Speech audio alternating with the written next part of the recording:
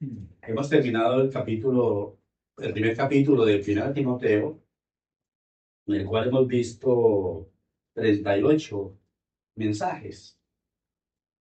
Esta segunda carta es un poco más corta.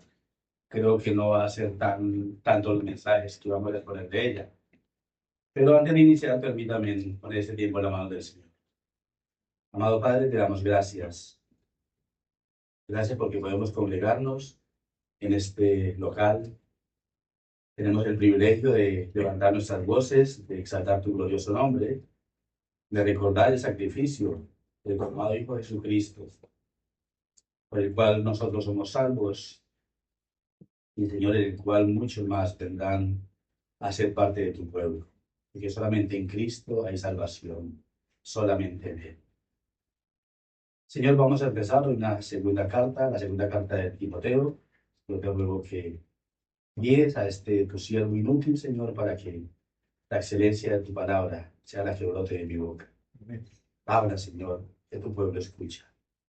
Y ora en cada uno de nuestros corazones, no solamente para escuchar tu palabra, sino para hacerla nuestra, Señor, para ponerla por obra, para vivir, Señor, vidas realmente transformadas, testificando en quien hemos creído y exaltando así con nuestras vidas, exaltando tu santo y glorioso nombre.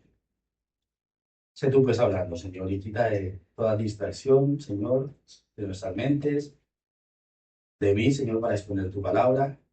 Y, Señor, una vez más pongo mi salud, esta garganta en tus manos, para que seas tú curándola y, Señor, que pueda transmitir este mensaje con claridad. Te lo ruego en el nombre de Jesús. Bueno, mis queridos hermanos y amigos, vamos a 2 Timoteo, capítulo 1, y ya nuestro hermano Pablo leyó todo el capítulo. Pero yo hoy voy a exponer solamente los versículos 1 al 7. Pero antes de exponer esos versículos del 1 al 7, voy a hacer la introducción a esta carta. La introducción es primero quién era Timoteo. Aunque ya lo vimos en la primera carta, voy a recordar algunos puntos. ¿Quién era Timoteo? Timoteo era un joven creyente, con una personalidad tímida. Eso está en 2 Timoteo 1, 6 al 8. También dice que tenía una salud más bien débil. Está en 1 Timoteo 5, 23. Dice que tenía frecuentes enfermedades. Entonces vemos que era una persona con una enfermedad, con una salud débil. Timoteo había nacido en Listra. Es una población en la zona de Asia Central, lo que hoy día sería Turquía. Hijo de madre judía y de padre griego. Su madre era creyente, su padre no era creyente. Luego dice también que era un creyente con un buen testimonio, según nos enseña el historiador Lucas en Hechos 16:2. Encontramos más adelante también pruebas en las Escrituras que demuestran que Timoteo era un fiel creyente. Y vemos cómo había sido instruido desde niño en la palabra de Dios por medio de su madre Eunice y su abuela Loida. Era Timoteo. Ahora, ¿quién escribió 2 Timoteo? ¿Dónde se escribió y cuándo fue escrita? Vemos al mismo inicio de estas cartas, en 1 Timoteo y 2 Timoteo, vemos claramente quién es el autor, Pablo. Por supuesto, inspirado por Dios. Según los historiadores, Pablo escribió 2 Timoteo cuando estaba de nuevo en una prisión romana, llamada la Mamertina. Esta, la cual hoy es una atracción turística e histórica, y se encuentra en Roma, en el antiguo pueblo romano, debajo de la iglesia San José del Carpintero. Esta antigua prisión es uno de los monumentos más importantes de la historia de la ciudad y se considera un lugar histórico y arqueológico de gran valor. Es una de las tantas pruebas, como ya comentamos en un mensaje anterior, de la veracidad de la Biblia. Dicen que esa es la cárcel donde Pablo estuvo, y no es una cárcel como las que hoy hay en España, que son hoteles. Se cree que fue escrita después de su cuarto viaje misionero, cuando fue arrestado de nuevo como parte de la persecución cristiana por parte de Nerón. Recordemos quién era Nerón, ¿no? Era un emperador de los más encarnizados y perseguidores de los cristianos. Dice la historia que este fue quien ordenó la ejecución de los apóstoles Pedro y Pablo. También algunos historiadores dicen que esta fue la última carta inspirada que escribió Pablo, poco antes de su martirio, en los años 66-67 más o menos, después de Cristo. En esta ocasión, Pablo no tenía esperanzas de salir, como podemos ver en 2 Timoteo 4, 6 al 8, cuando dice que, porque yo ya estoy para ser sacrificado y el tiempo de mi partida está cercano. He peleado la buena batalla, he acabado la carrera, he guardado la fe. Por lo demás me está guardada la corona de justicia, la cual me dará el Señor. Fue justo en aquel día, y no solo a mí, sino también a todos los que aman su venida. Entonces, esta segunda vez que cayó preso, él ya no tenía esperanza de salir, mientras que sí la tuvo en su primer encarcelamiento. Si recordamos la historia del primer encarcelamiento, él estaba, podríamos decir, bajo prisión domiciliaria, porque tenía entrada, podían visitarlo, él podía ejercer su ministerio, de hecho lo hacía, y tenía buenas comunicaciones, ¿verdad? No estaba encerrado como estaba ahora mismo, sin esperanza de salir. Antes estuvo en una prisión, pero era más bien una casa, entonces era una prisión domiciliaria. La que estaba ahora ya no estaba bajo esas condiciones, sino que ahora se encontraba en una celda fría. Por eso se dice en el capítulo 4, versículo 13, cuando dice, trae cuando vengas el capote que dejé en Troa. El capote es la capa para cubrirse. Entonces se incide que es una celda fría. También dice que estaba en cadenas. En el capítulo 2:9, dice, en el cual supo penalidades hasta prisiones a modo de malhechor. Mas la palabra de Dios no está presa. Y tiene esperanza de ser liberado, como dice el versículo 4 del capítulo 6, perdón, el versículo 6 del capítulo 4. Dice, porque ya estoy para ser sacrificado. El tiempo de mi partida está cercano. Entonces vemos que en esta segunda carta, en esta segunda vez que cayó en prisión, él lo tenía claro, él no iba a salir de ahí. Él no iba a salir de ahí. No tenía esperanza de salir. Pero tenía esperanza de que iba a la presencia del Señor por la eternidad. Eso es lo más maravilloso. Ahora, ¿a quién va dirigida esta carta? Bueno, por su mismo nombre sabemos que va dirigida de una manera personal a Timoteo, siendo este su hijo espiritual, como dice el capítulo 1, versículo 2, y de ambas cartas. Y por supuesto, a la iglesia de todos los tiempos. Es una carta personal, pero es extensible para todos nosotros. Por eso la estamos estudiando, por eso la estamos leyendo. Y esta carta tiene una particularidad, y es que está cargada de exhortación. Hay 29 exhortaciones en estos 4 versículos. Exhortaciones de Pablo y Timoteo. Y vuelvo y digo, de ahí la importancia también de poderla estudiar en esos tiempos y hacerla práctica en nuestra vida como creyentes, ya que muchas de esas exhortaciones que encontramos aquí son aplicables a nosotros hoy. Exhortaciones tales como, te aconsejo que avives el fuego del Dios que hay en ti, versículo 6.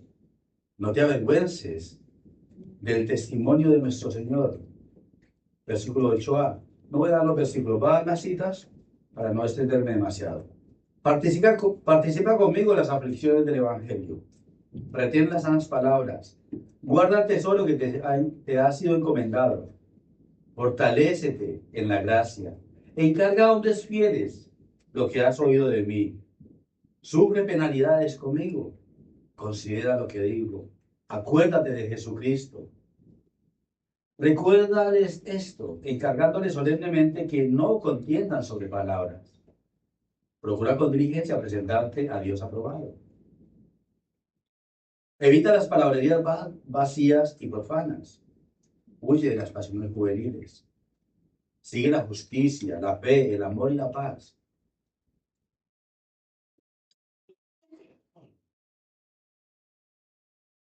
Rechaza los razonamientos necios e ignorantes. Los hombres serán amadores de sí mismos. A los tales evita. Persiste en las cosas que has aprendido. Predica la palabra. Insiste a tiempo y fuera de tiempo. Redarguye, reprende, exhorta con mucha paciencia e instrucción. Sé sobrio en todas las cosas. Sufre penalidades. Haz trabajo de evangelista. Cumple tu ministerio. Procura venir a verme pronto. Toma Marcos y tráelo contigo. Trae la capa, los libros, los pergaminos. Cuídate de Alejandro. Saluda a Prisca y Aquila. Procura venir antes del invierno. 29 exhortaciones hay en esos 4 capítulos. Entonces vemos la gran importancia que tiene, ese peso que tiene Pablo con su hijo espiritual, para exhortarle a vivir una vida fiel al Señor y a no participar de las vanidades de este mundo. Entonces recordemos, muchas de estas exhortaciones son también para cada uno de nosotros hoy. Lo iremos viendo en las aplicaciones. Ahora, ¿cuál es el contexto literario de esta carta? Esto es una carta o una epístola, puesto que a lo largo de ella se está instruyendo a Timoteo en lo referente a avivar, fortalecer su fe en la verdad bíblica, la cual tenía hasta aquel momento, lo que es el Antiguo Testamento, y la que Dios le estaba revelando por medio del apóstol Pablo. Recordemos que en ese tiempo aún no estaba cerrado el canon de las Escrituras. En aquel tiempo, pero hoy nosotros sí tenemos ya el canon cerrado. Nosotros no tenemos nuevas revelaciones. La revelación la tenemos toda, absolutamente toda, en los 66 libros de la Biblia. Pero en aquel tiempo, Timoteo, Pablo, ellos, claro, se les iba revelando.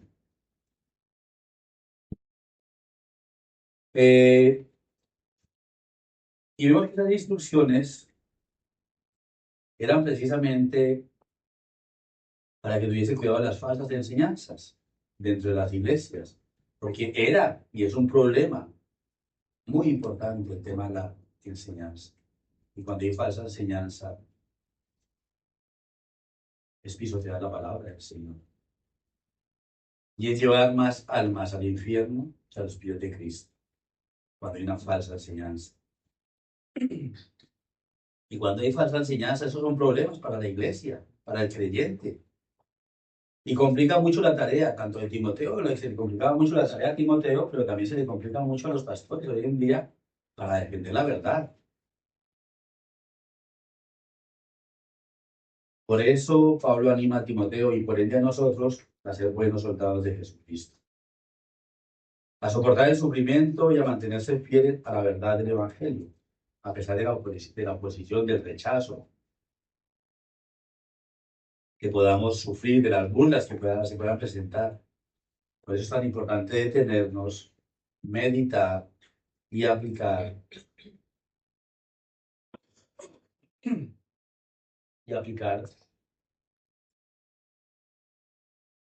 lo que vamos aprendiendo a través del estudio bíblico constante. Y recordemos, no solamente lo que escuchemos en el local, buenos predicadores, es que es nuestro deber escudriñar las Escrituras. Es deber de cada cristiano. Y por lo tanto también es un llamado esta carta a la perseverancia.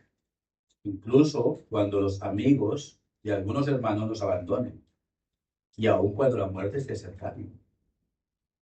Como le estaba pasando a Pablo. Pablo estaba en una prisión. Y él no ha escrito esta carta quejándose, ni diciendo pobrecito de mí. Pero él sigue teniendo ese peso por la iglesia, ese peso por instruir a su hijo Timoteo. Pues no sabe lo que es la sana enseñanza. Por eso tantas exhortaciones. ¿Y cuál es la finalidad? Que el Evangelio siga siendo predicado en santidad, pureza y se mantenga firme en la verdad revelada. Ahora, ¿cuál es el contexto histórico de esta carta? El contexto histórico que encontramos en la carta final enviada a su joven discípulo Timoteo en Éfeso, vemos una iglesia con problemas de falsa enseñanza y corrección. Pablo insta a Timoteo a perseverar en la fe, a predicar la palabra y a soportar el sufrimiento en medio de las persecuciones. Ese contexto nos lleva también a ver que en aquellos tiempos Pablo vio la necesidad de instruir a Timoteo en la sana doctrina o en la verdad bíblica, puesto que las iglesias crecían y asimismo proliferaban las falsas enseñanzas, como bien dice la palabra del Señor, ¿no? Nada nuevo bajo el sol. Entonces eso no solamente fue los tiempos de Timoteo y de Pablo, lo estamos viendo hoy. La cantidad de falsas enseñanzas que hay, la cantidad de sectas que se levantan, de cómo se trafica con el Evangelio. Se ha vuelto un negocio para muchos. Entonces, nada nuevo bajo el sol, como dice Eclesiastés 1:9. De manera que contextualizándolo en esos tiempos, vemos que se hacen más necesarias dichas enseñanzas por el constante ataque que tiene la verdad bíblica. Y de ahí la importancia, hermanos y amigos, de ahí la importancia de las confesiones de fe. A veces pensamos que no son necesarias las confesiones de fe, sí son necesarias. Igual que cuando hay concilios, como hubo en el último concilio, podríamos decir, o en la última declaración fuera de Chicago en 1978, en la cual participaron unos 200 teólogos y maestros bíblicos, como algunos conocidos como Francis Schaeffer, James Packer, J. Montgomery Boyce, Ernest Sproul y Abu MacArthur como asistente. ¿Y qué hicieron ellos? Se reunieron para hacer una declaración llamada Declaración de Chicago en defensa de la verdad bíblica, de la inerrancia bíblica. Entonces vemos la importancia en estos tiempos también de tener claridad en cuanto a ese tema. En cuanto al tema de las confesiones de fe, de la importancia que tienen. Definir qué es lo que creemos, por qué lo creemos. Y todo lo que creemos es en base a las Escrituras, no en base a lo que nosotros creamos, simplemente que nos han contado, sino que nos ha dicho el Señor y que nos enseña.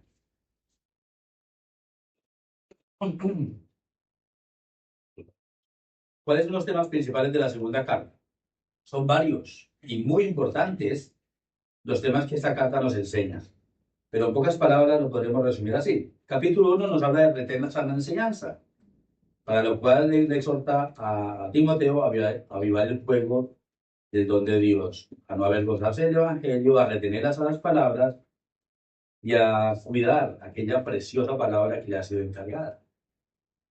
Capítulo 2 enseña fielmente la palabra que has recibido, es decir, las cosas que has oído encomienda a hombres de confianza, capaces de enseñar a otros también. Lo que en ocasiones llevará a sufrir, a tener luchas.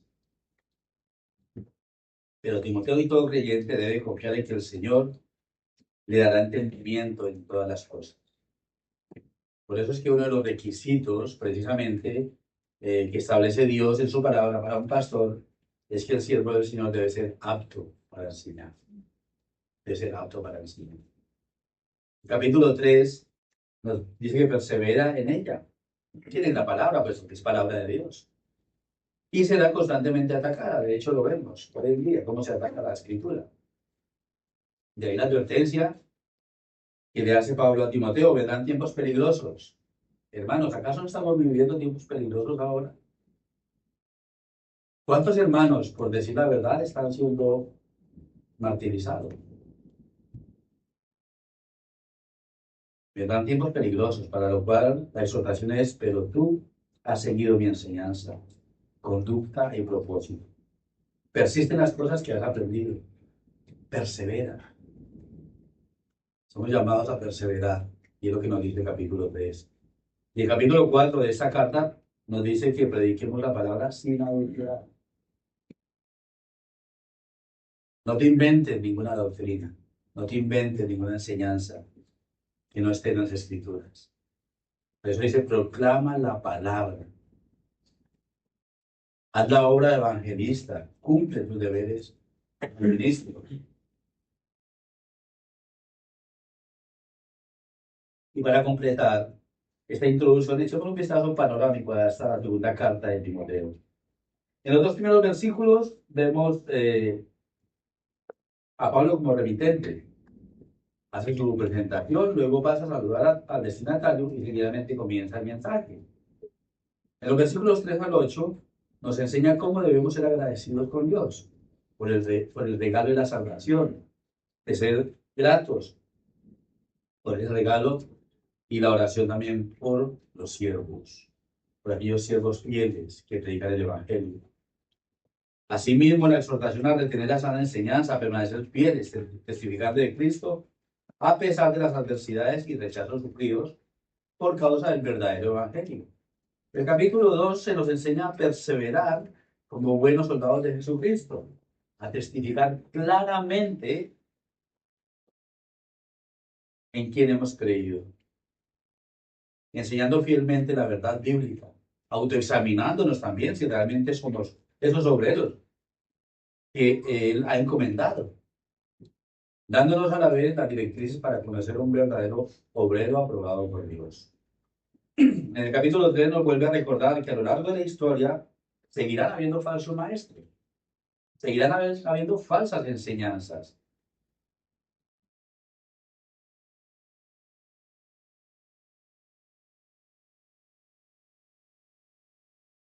Y en el capítulo 4 nos dice, nos habla con la exhortación a predicar todo el consejo de Dios, culminando estas cartas con unas instrucciones específicas y personales a Timoteo, para luego pasar a despedirse de su hijo espiritual y a los que con él estaban o habían estado sirviendo.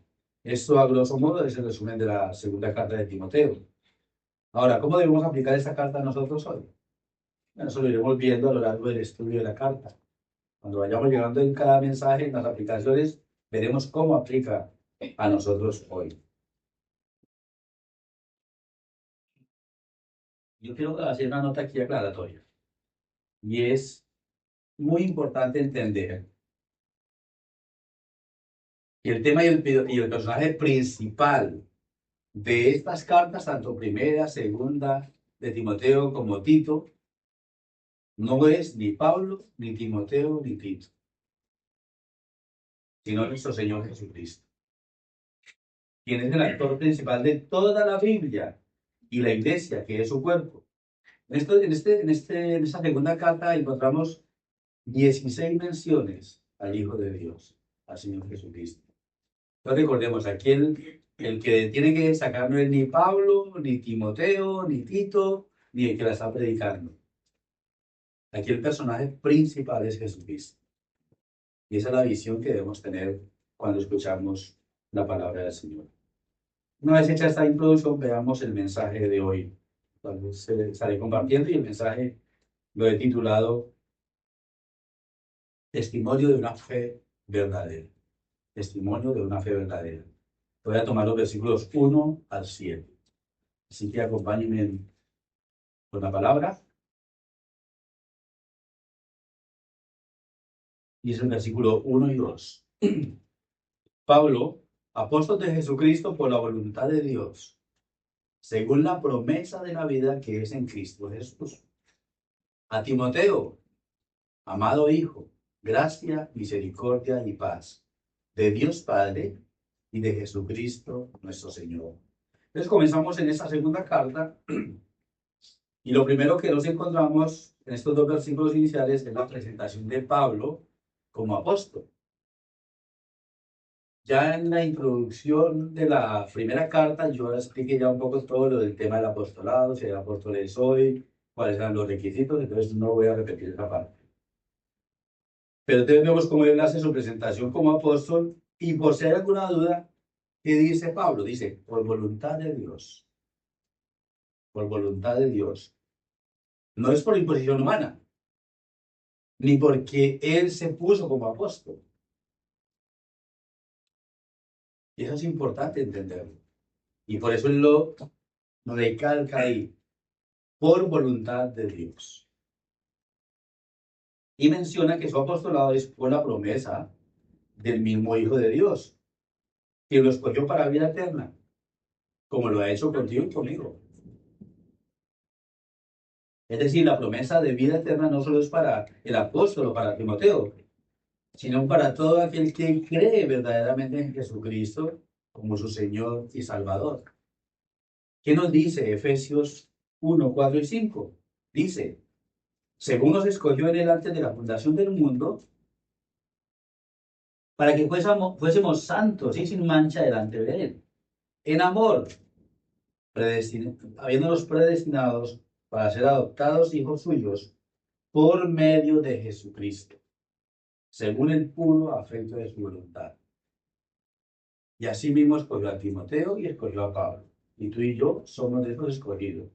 Y todo aquel que está escuchando y está sin Cristo, no endurezca su corazón, porque es un llamado que el Señor te está haciendo también.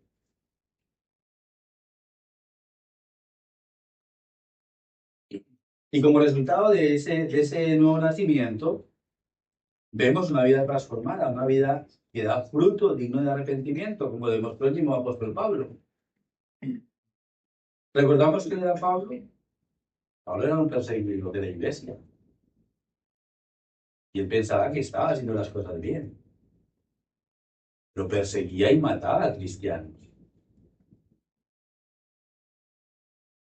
Pero ¿qué pasó? Que el Señor vino a él, lo confrontó en el camino a Damasco y lo hizo un siervo para su gloria. Pasó de ser un perseguidor a ser un perseguido por causa de su fe.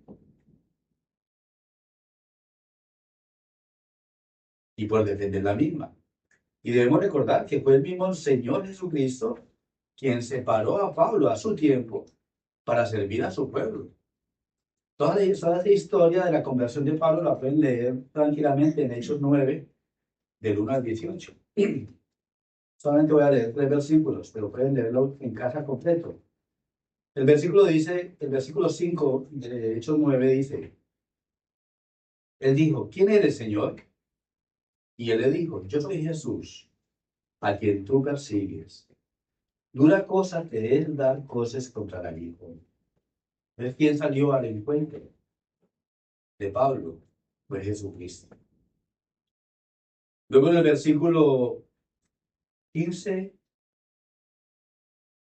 dice, el Señor le dijo, ve, porque instrumento escogido me es este, para llevar mi nombre en presencia de los gentiles y de reyes y de los hijos de Israel. Porque yo le mostraré cuánto le es necesario padecer por mi nombre. Vemos ese cambio que el Señor hizo. El cambio no lo hizo Pablo. El cambio no lo hizo la religión. El cambio lo hizo Dios por medio de Jesucristo. Y es lo que el Señor hace con cada uno de nosotros.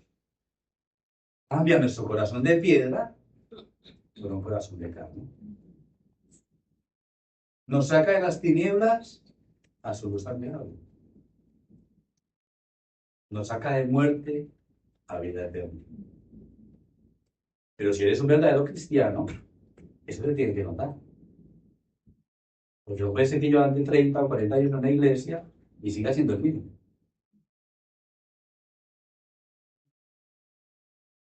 Dice la palabra del Señor que por sus frutos los conoceré. Y también dice que no todo el que me diga Señor, Señor, entrará al reino de los cielos. ¿Vemos el cambio de Pablo? ¿Hay cambio en ti? ¿Hay cambio en mí?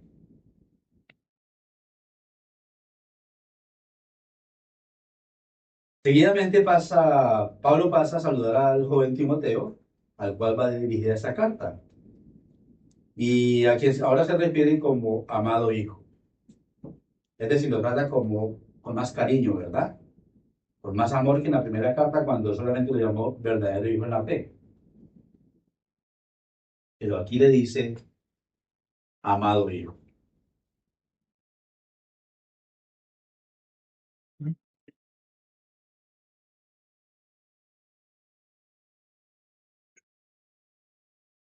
esa misma palabra de amado hijo, de tratarlo con tanto cariño y como un hijo espiritualmente hablando, porque no era hijo físico, sino espiritual, también la vemos en 1 Timoteo 1:18 cuando dice, este mandamiento hijo, Timoteo te encargo. También lo vemos en 2 Timoteo 1:2, en 1 Timoteo 1:2, en 2 Timoteo 2:1, también lo vemos en 1 Corintios 4:7. Cuando en 1 Corintios 4:17 dice, por eso mismo os he enviado a Timoteo, que es mi hijo amado y fiel en el Señor. Entonces vemos ese cariño que le tiene a su hijo. Él es su mentor. Él fue el que lo preparó para seguir adelante en la obra del Señor. Nos es siervo útil para la gloria de Dios. Pablo se apoyó mucho durante un buen tiempo en esos viajes misioneros en Timoteo. Lo encomendó como su representante allí donde lo enviaba. Y fue a quien él entrenó y le entregó el legado de seguir fielmente en la ardua labor pastoral. No sin antes advertirle todos los problemas y luchas que tendría que afrontar. Entonces vemos que Pablo no le dijo, Timoteo, ven, vas a pastorear esta iglesia y va a ir todo como la sea. No vas a tener problemas, no vas a tener luchas. ¿Fue eso lo que le dijo Pablo a Timoteo? No. Al contrario, le dijo, vas a tener muchas luchas. Tienen mucho trabajo por delante. Tendrás que afrontar muchos problemas. Después de Pablo reconocer a Timoteo como su amado hijo, espiritualmente hablando, seguidamente usa un saludo característico de sus cartas. Gracia y paz. Gracia y paz lo encontramos en 1 Corintios 1:3, en 2 Corintios 1:2, en Gálatas 1:3, Efesios 1:2, Filipenses 1:2. Siempre en el encabezamiento de sus cartas. Gracia y paz. Pero aquí hay una diferencia.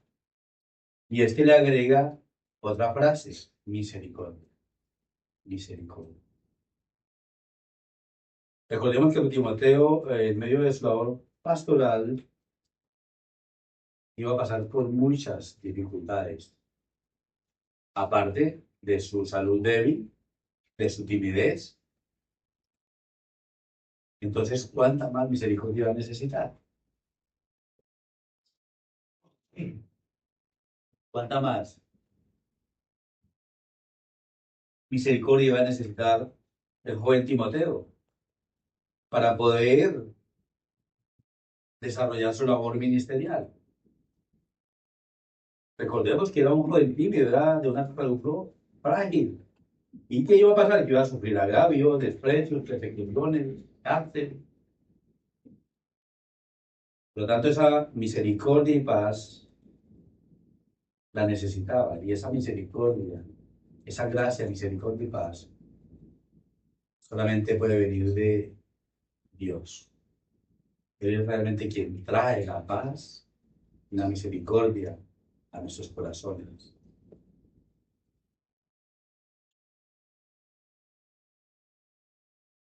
Y esa misma paz, esa misma misericordia, esa misma gracia es la que nosotros necesitamos. Y Dios nos la da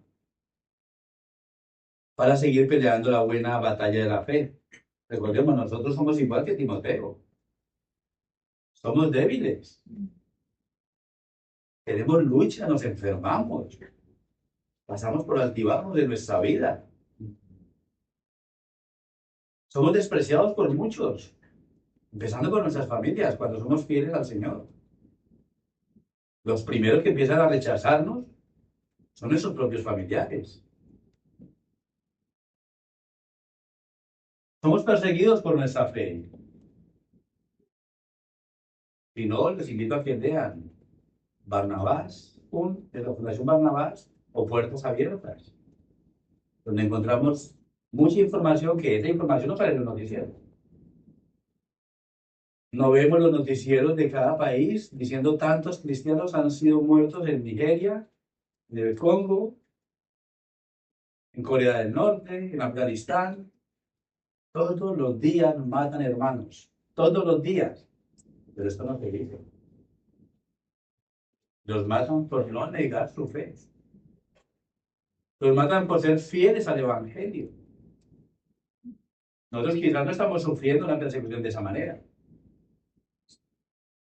Pero ¿qué cuando decimos que el aborto es malo? Es pecado.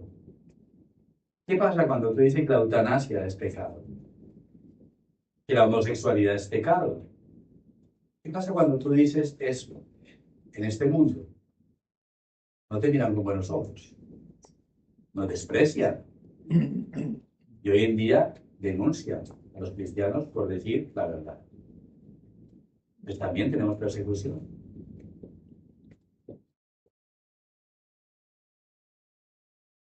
Y aún, vuelvo y digo, muchos hermanos sufren prisión y aún muerte por su fidelidad al Señor. Ese saludo de gracia, misericordia y paz ya lo había explicado yo en otra ocasión. Solamente voy a recordar qué quiere decir gracia, misericordia y paz. Gracia es recibir algo que no merecemos. Se dice el favor inmerecido. Es decir, el perdón de nuestros pecados y la vida eterna. Eso es gracia. Dios nos está dando vida eterna sin nosotros merecerla. El perdón de nuestros pecados. Tiene misericordia, es no recibir el castigo que sí merecemos por nuestros pecados. ¿Qué era lo que merecíamos? ¿Qué es lo que merecemos? Si no nos arrepentimos, la muerte. ¿Y qué es la paz? La paz es aquella que sobrepasa todo entendimiento y la cual proviene solamente de Dios. Es la conciencia de haber sido reconciliados con Dios por la obra mediadora y consumada de nuestro Señor Jesucristo. Ese es el significado de ese saludo. Ahora vamos al versículo 3. Doy gracias a Dios, al cual sirvo desde mis mayores, con limpia conciencia, de que sin cesar me acuerdo de ti en mis oraciones, noche y día. En el versículo 3 nos encontramos a Pablo recordándole a Timoteo que lo tiene en sus constantes oraciones. Dice, sin cesar noche y día. Pablo era un hombre de oración. Jesucristo era un hombre de oración. Y todo creyente deberíamos ser hombres y mujeres de oración. ¿Somos hombres y mujeres de oración? ¿O solamente oramos cuando estamos en problemas? ¿O solamente oramos por los alimentos? ¿Somos hombres de oración? ¿Somos mujeres de oración? Pablo lo era. Dice que oraba noche y día. Y qué hermoso es ver cuando él dice que ora. Dice, doy gracias a Dios, dándole gracias a Dios y acordándose del joven Timoteo. Se acuerda de la ardua labor de trabajo que está haciendo Timoteo. Y es consciente, Pablo aquí es consciente a quién está sirviendo, tanto Pablo como Timoteo, a quién están sirviendo. Es a Dios mismo al que le están sirviendo, no al hombre. ¿Y cómo lo deben hacer? Bueno, Pablo aquí lo dice. Doy gracias a Dios al cual sirvo desde mis mayores con limpia conciencia. ¿Cómo lo debe hacer? Con limpia conciencia. Y dice Pablo aquí que sirve desde mis mayores. Y la pregunta es, ¿a qué mayores se refiere Pablo? O como dicen otras traducciones, a mis antepasados.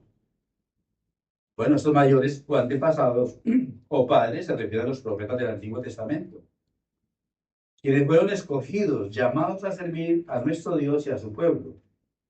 Y ellos, así como Pablo, lo está mencionando aquí, también servían con limpia conciencia al Señor. Como así lo menciona Pablo. Por lo tanto, nos debe quedar claro que el Dios del Antiguo Testamento es el mismo Dios del Nuevo Testamento. No son dos dioses diferentes. Es el mismo Dios.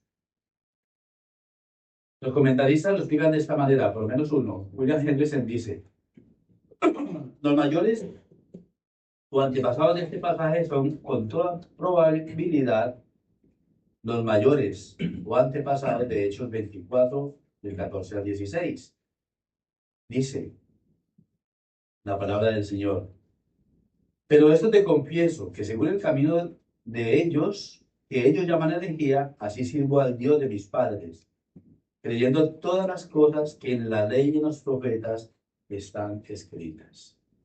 Y lo que está diciendo Pablo, yo creo lo que esos mayores, lo que mis antepasados creyeron. El servicio rendido es el mismo en ambos casos. Por lo tanto, lo que Pablo enfatiza es que él no ha introducido una nueva religión.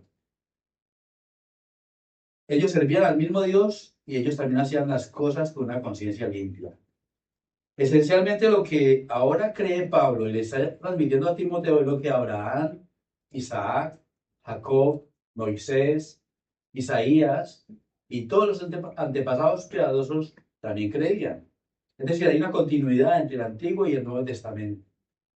Hay una continuidad, no hay un corte. Pablo proclama el mismo Mesías, que en forma real había hecho su aparición en Roma.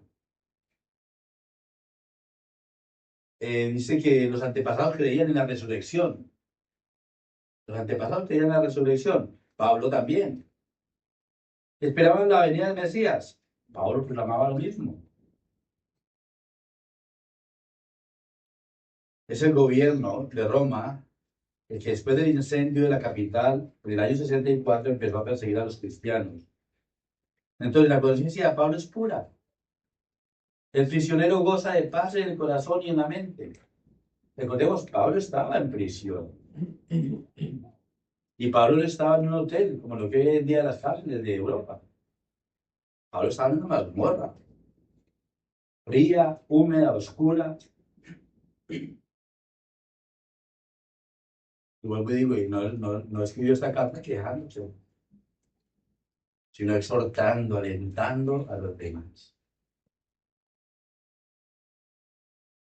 Y esto me recuerda a un amado hermano que en su tiempo yo lo llamé, cuando estuvo muy enfermo antes de partir con el Señor, yo lo llamé, supuestamente a consolarlo. Y el consolado era yo. ¿Y a cuánto no me ha pasado? Pues eso es lo que Pablo hacía. Y este hermano que yo estoy hablando es de nuestro amado hermano segundo.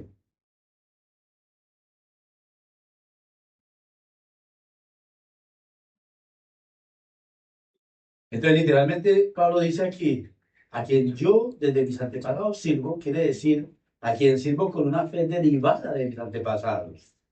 Eso es con una fe que tuvo sus raíces en la religión de ellos.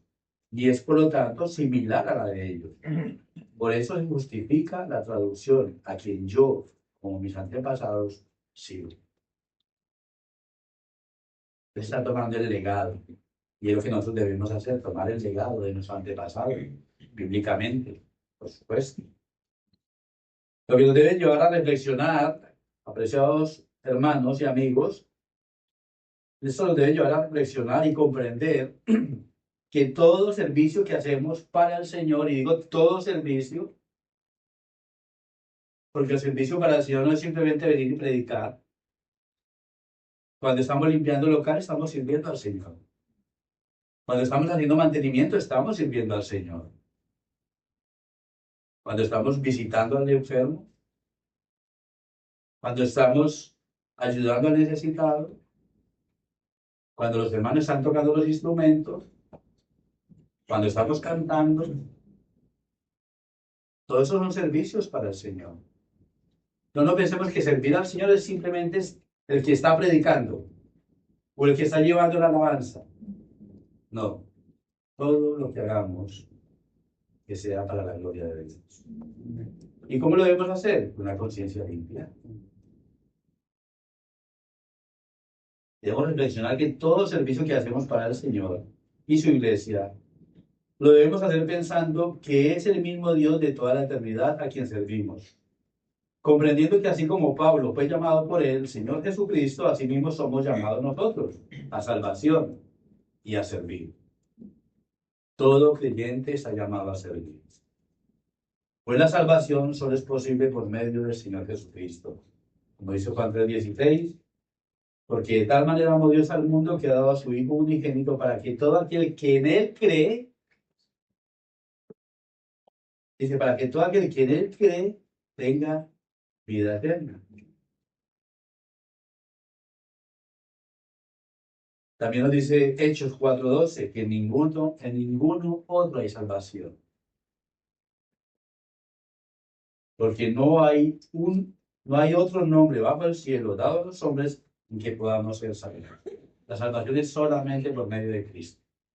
No hay atajos. No hay obra.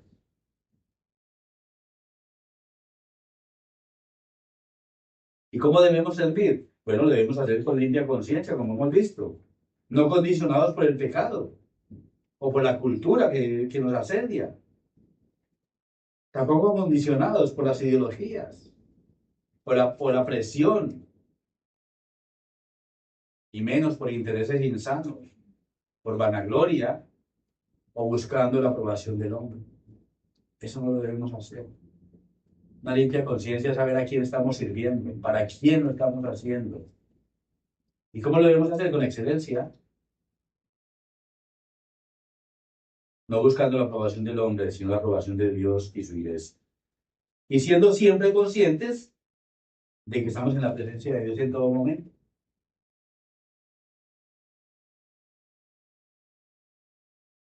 Aplicando, practicando lo que cada día aprendemos de nuestro glorioso Dios por medio de su palabra, en oración y en dependencia del Espíritu Santo.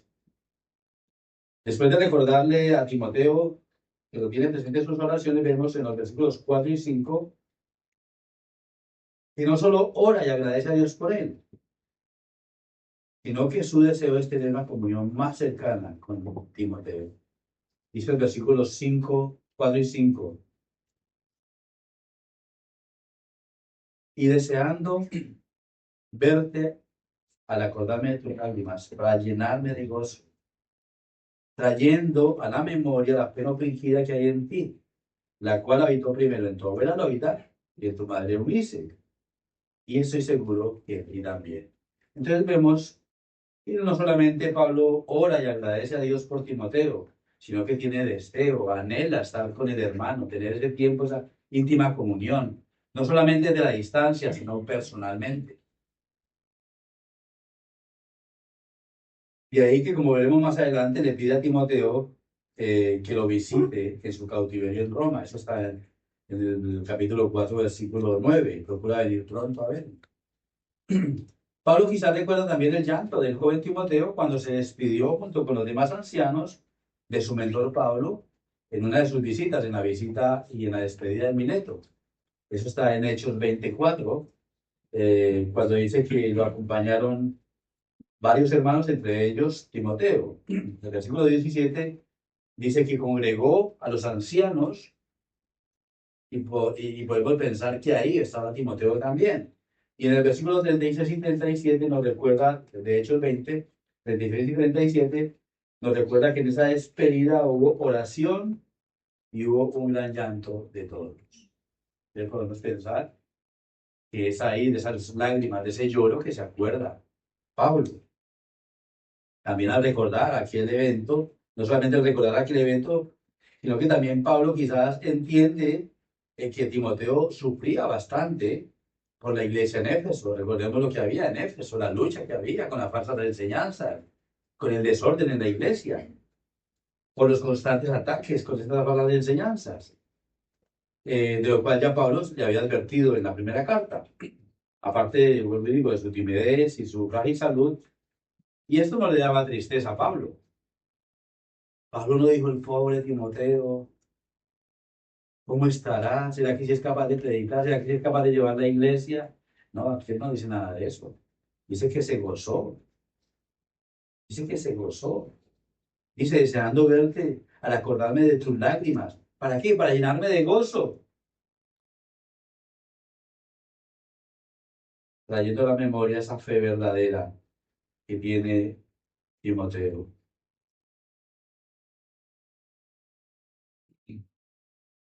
Entonces esto no le da tristeza o desánimo al apóstol, sino que se goza al ver y al comprender de la ardua labor, de la perseverancia, del celo del joven pastor por su iglesia y su santidad. Esto le recordaba a Pablo que la fe de su joven discípulo Timoteo no era algo superficial o temporal. No es que fue ese primer amor y ya. Y se volvió y se acomodó. No, no. Él dice que es una fe verdadera. No es una fe superficial. Es una fe verdadera, firme, la cual aprendió desde su niñez,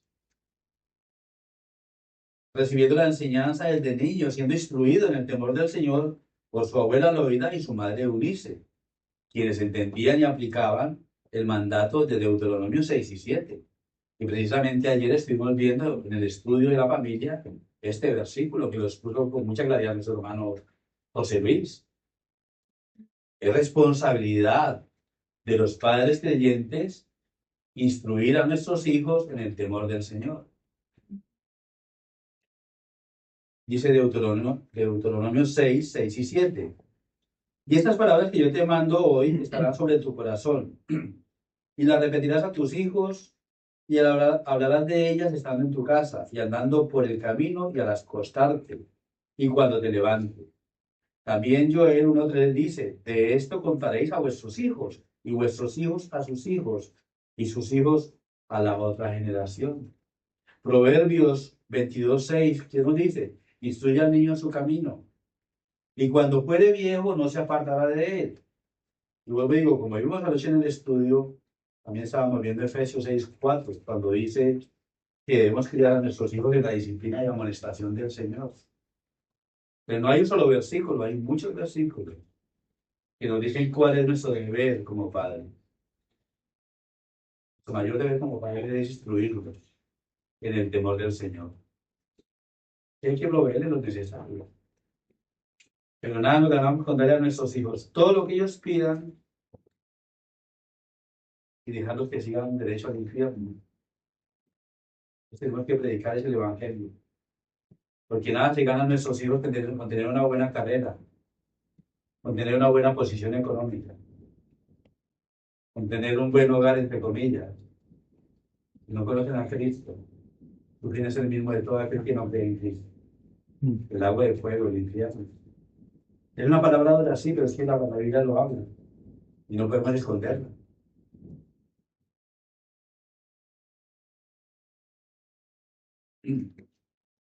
Por lo tanto, es responsabilidad de los padres predicar el Evangelio a los hijos. Y hay algo muy importante es entender que si uno de los dos padres es creyente, es la responsabilidad de ese padre predicar el Evangelio a su hijo, aunque el otro cónyuge sea inconverso. Porque aquí acabamos de ver que su abuela Loida, su abuela y su madre, Loida y Eunice, le predicaban el Evangelio a Timoteo, pero no habla del padre de Timoteo ni del abuelo de Timoteo. No dice que han sido creyentes. Pero aunque ellos no eran creyentes y ellas sí eran creyentes, ¿qué hicieron estas mujeres, estas hermanas? Le predicaban el Evangelio a sus hijos y a su hijo y le caminaron. Pues esa es la labor de cada padre creyente. Aunque si mi cónyuge, vuelvo y digo, sea incrédulo.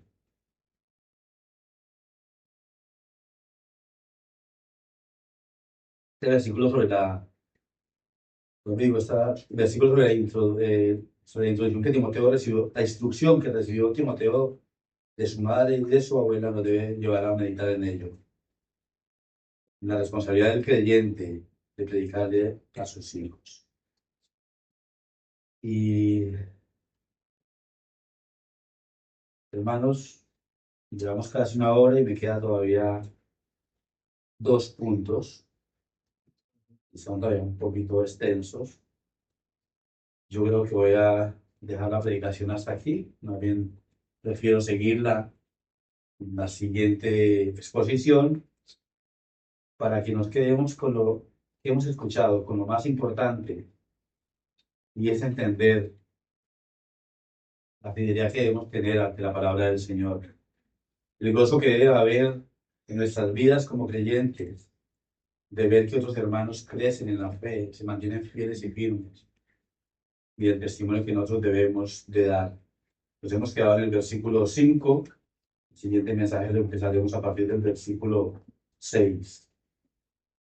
Pero no vamos a irnos sin antes concluir este pequeño mensaje, y lo quiero concluir tomando un fragmento a modo de paráfrasis de este texto que comenta William Hendrickson, que me gustó mucho. Dice William Hendrickson, parafraseando lo que es este texto que he compartido: querido hijo Timoteo, combate esa tendencia tuya de tener temor. El Espíritu Santo que te ha sido dado a ti y a mí y a todo creyente no es el espíritu de timidez, sino de poder, amor y disciplina personal.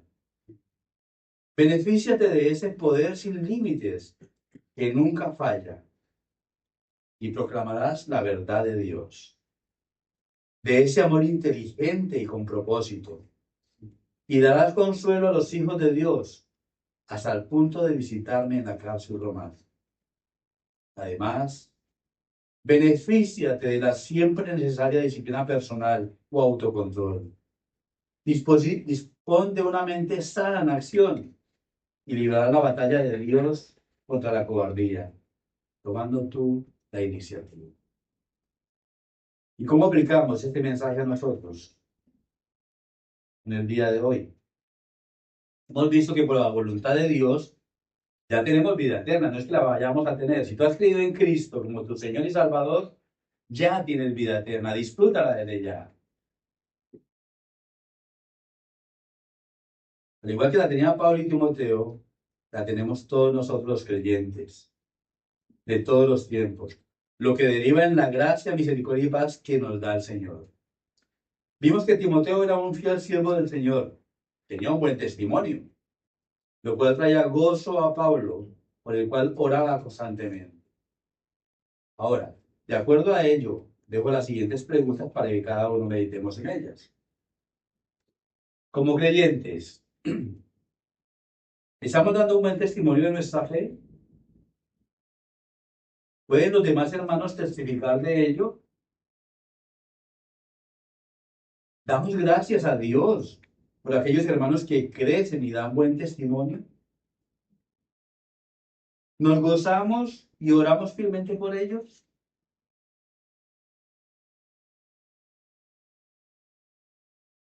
Ahora, todo creyente tiene dones que Dios le ha dado. Y no porque lo diga yo, lo dice la palabra de Dios. Dice Romanos 12, 6 al 8. De manera que teniendo diferentes dones, según la gracia que nos es dada, si el de profecía, úsese conforme a la medida de la fe. O si de servicio, en servir. O el que enseña, en la enseñanza. El que exhorta, en la exhortación. El que reparte, con liberalidad. El que preside, con solicitud. El que hace misericordia, con alegría. Entonces los dones los da el Señor. Y a todos nos ha dado dones. En mayor o en menor medida. Ahora la pregunta es, ¿estamos poniendo nuestros dones al servicio del Señor en nuestra iglesia? Y es así. ¿Lo hacemos con limpia conciencia? Ahora, ¿con qué finalidad lo hacemos? ¿Con qué finalidad ponemos nuestros dones al servicio de Dios y de su iglesia? Espero que no sea buscando el beneficio propio, ni buscando la aprobación del hombre, ni los aplausos, sino para la gloria de Dios. Hemos visto que Pablo aconsejó, animó a Timoteo a avivar el don de Dios que le había dado, de servir como pastor, quizás en un momento de bajón, de debilidad. La pregunta es, ¿Estamos dispuestos a aconsejar bíblicamente, a animar a los hermanos cuando los vemos en debilidad? Y enfatizo la palabra bíblicamente, hermanos, porque nuestros consejos deben de ser bajo la autoridad de la palabra. Como creyentes, debe ser bajo la autoridad de la palabra. Yo vuelvo y repito, ¿estamos dispuestos a aconsejar bíblicamente, a animar a los hermanos cuando los vemos en debilidad? ¿O pensamos que eso es trabajo solo de los pastores? La otra pregunta es, ¿nos dejamos aconsejar cuando somos nosotros los debilitados? ¿Nos dejamos aconsejar cuando nosotros somos los debilitados o desanimados? ¿O pensamos o nos creemos autosuficientes? Estas son preguntas que debemos meditar cada uno de nosotros.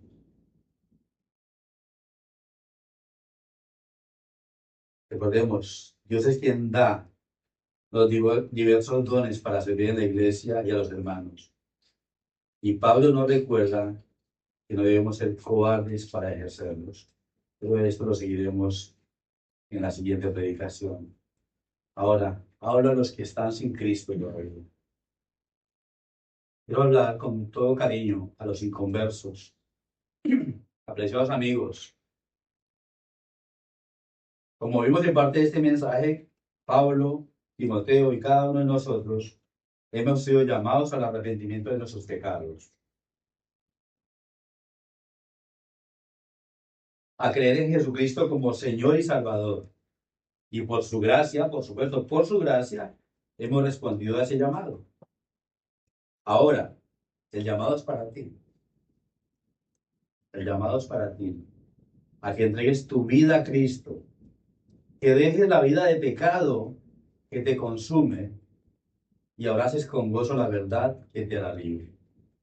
Y esa verdad es nuestro Señor Jesucristo, ¿no? Juan 8:32, conocer la verdad y la verdad os hará libres. De lo contrario, y te lo tengo que decir, de lo contrario, si sigues en esa vida de pecado y sin un verdadero arrepentimiento, con una vida simplemente religiosa o de buenas obras, nada de esto te va a salvar. Y tu fin es la condenación eterna en el infierno. Es duro decir esto, pero debemos ser claros lo que dice la palabra del Señor. Y eso nos duele. Nos duele ver cómo familiares nuestros se van al infierno por no escuchar la verdad, por no creer en Cristo. Y no queremos eso para ti. Por eso oramos por ti y te estamos una vez más predicando el Evangelio de nuestro Señor Jesucristo, llamándote al arrepentimiento. Y lo estamos haciendo sin adornos, sin adulterar, pero por el amor de Cristo que Él da. Recuerdo lo que nos dice Juan 3:16. Porque de tal manera amó Dios al mundo que ha dado a su Hijo unigénito, para que todo aquel que en Él cree no se pierda, mas tenga vida eterna. Pero encontrarás está el versículo 18. El versículo 18 dice, el que en Él cree no es condenado, pero el que no cree ya ha sido condenado. No va a ser condenado, ya ha sido condenado. Porque no ha creído en el nombre del unigénito Hijo de Dios. Recuerda que nada ni nadie, ni en nadie más hay salvación, solo en el Señor Jesucristo. Y ese es nuestro llamado. Te arrepientas de tus pecados, que vengas a Cristo y que disfrutes de la vida eterna. Hasta aquí la palabra del Señor.